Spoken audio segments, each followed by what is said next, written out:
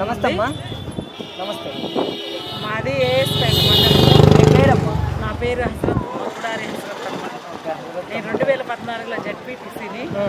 ఇప్పుడు ప్రజెంట్ అయితే మరి ఏంటమ్మా కాదమ్మా ప్రజెంట్ మరి ఇప్పుడు ఏ విధంగా ఉంది జగన్మోహన్ రెడ్డి గారి ఈ రూలింగ్ 5 సంవత్సరాల రూలింగ్ ఎలా అనిపించింది మీకు? ఈసారి అయితే జగనన్న తప్పకుండా సీఎం అవుతాడు.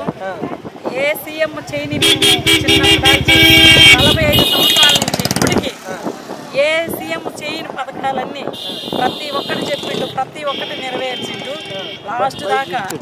మంచి కరోనాలో కూడా మేమే చాలా ఇబ్బంది పడి ఇంకేం చేస్తాడులే అనుకున్నాము.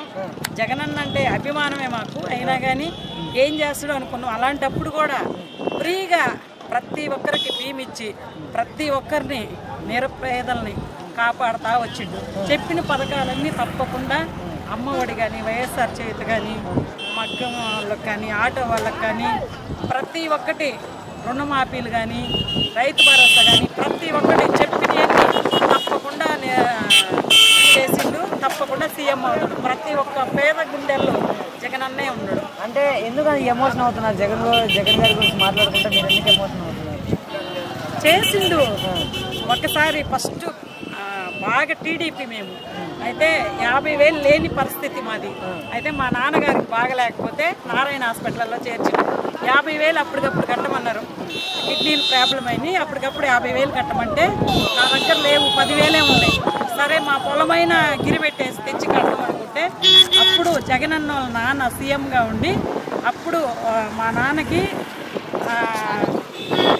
ఆరోగ్యశ్రీ మీద 50,000 వచ్చినాయి.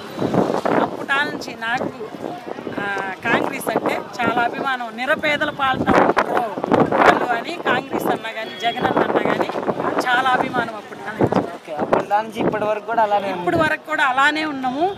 ఏమి ఈకపోని నిరుపేదల పాలన అయితే జగనన్న వాళ్ళ నాన్న ఎలా చేసిండో అలానే జగనన్న కూడా చేస్తున్నాడు. ఇంతవరకు ఏ సీఎం ఎవరికైనా 1,000 రూపాయలు ఇచ్చిండా? ప్రతి ఒక్క నిరుపేదలకి, ఒక ఎస్సీ ఎస్టీ వాళ్ళందరికీ అమ్మఒడి కానీ, ప్రతి ఒక్కటి రైతు భరోసా కానీ, ఇప్పుడు రైతు భరోసా వదిలేసిండు.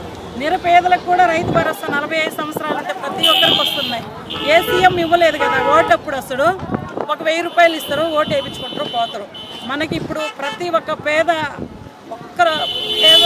ఒక్క మహిళలు కానీ ఎవరైనా మనసులో పెట్టుకుని జగనన్న ఇలా ఇచ్చిండు మాకు, జగనన్న సొమ్ము తిన్నామని ప్రతి ఒక్కరు తప్పకుండా జగనన్నకైతే ఓటేస్తారు అని నా నమ్మకం. ఇంకా ఫైనల్గా జగన్మోహన్ రెడ్డి గారికి 170 సీట్లకి ఎన్ని సీట్ల దాకా రావచ్చు?